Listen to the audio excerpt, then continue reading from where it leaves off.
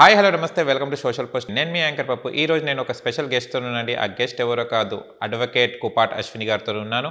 కొన్ని న్యాయపరమైన చట్టపరమైన సందేహాలను మేడం గారిని అడిగి తెలుసుకోవడానికి ప్రయత్నిద్దాం. నమస్తే అండి.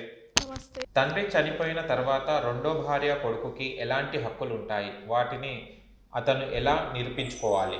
ఈక్వల్ రైట్స్ ఉంటాయి. ఫస్ట్ భార్యకు పిల్లలు ఎంత ఉన్నారో, సెకండ్ భార్యకు పిల్లలు ఎంత ఉన్నారో సేమ్ ఎంతమంది పిల్లలు ఉంటే ఇప్పుడు ఫస్ట్ భార్యకు ఒక కొడుకు ఉన్నాడు, సెకండ్ భార్యకు ఇద్దరు పిల్లలు ఉన్నారు అనుకోండి, ఖచ్చితంగా ఫస్ట్ భార్య కొడుకుకి ఎంత ప్రాపర్టీ షేర్ వస్తుందో సెకండ్ భార్య పిల్లలకు కూడా అంతే షేర్ వస్తుంది. ఈక్వల్ రైట్స్ వస్తాయి వాళ్ళకి. ఒకవేళ ఇవ్వలేదు అని చెప్పేసి అన్నారు అనుకోండి, అప్పుడు పార్టీషన్ సూట్ వేసుకోవాలి. మనము పార్టీషన్ సూట్ కేసు ఫైల్ చేసుకుంటే ఖచ్చితంగా ఈక్వల్ షేర్ వస్తుంది. ఎంతమంది పిల్లలు ఉంటే అంతమంది పిల్లలకి ఈక్వల్ షేర్ వస్తుంది.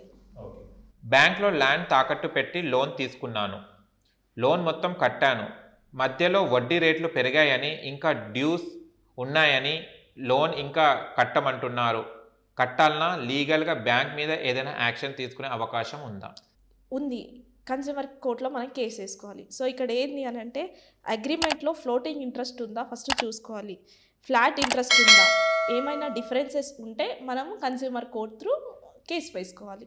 కానీ హైలైట్ కదా ఇది, ఆల్రెడీ వాళ్ళు అసలు కట్టిన తర్వాత కూడా ఇంకా వడ్డీలు పెరిగాయని చాలా వరకు ఇది చాలా కేసెస్ అవుతున్నాయి.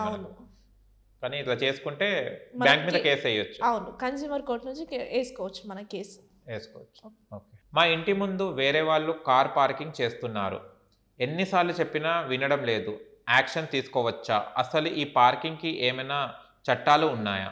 చట్టాలు ఏం లేవు. కాకపోతే ఏం చేయాలి అంటే, రోడ్కి అబ్జెక్షన్ లేకుండా మనం చూసుకోవాలి. ఇప్పుడు మా ఇల్లు మీ ఇల్లు ఉంది, వాడు తీసుకొచ్చి రోజు మా ఇంటి ముందే కార్ పెడుతున్నాడు, మనం చెప్పాలి డైలీ కార్ మా ముందు పెట్టకండి అంటే, దాని అబ్జెక్షన్ మనం చూసుకోవాలి, పెట్టకుండా చూసుకోవాలి. అంతేగాని ఎలాంటి యాక్ట్స్ అయితే లేవు. ఇప్పుడు జనరల్గా రోడ్డు మీద పార్క్ ఎడబడతాడు వేస్తే ఏం చేస్తారు? చట్టాలు అయితే ఏం లేవు, దానికి యాక్ట్స్ అయితే ఏం లేవు. కానీ పోలీస్ వాళ్ళు ఏం చేస్తారు, చూస్తే చలానేస్తారు అంతే. అంతే తప్ప వీళ్ళు ఏం చేసేది ఏం లేదు, జస్ట్ గా కాంప్రమైజ్ అయిపోవడం అంతే.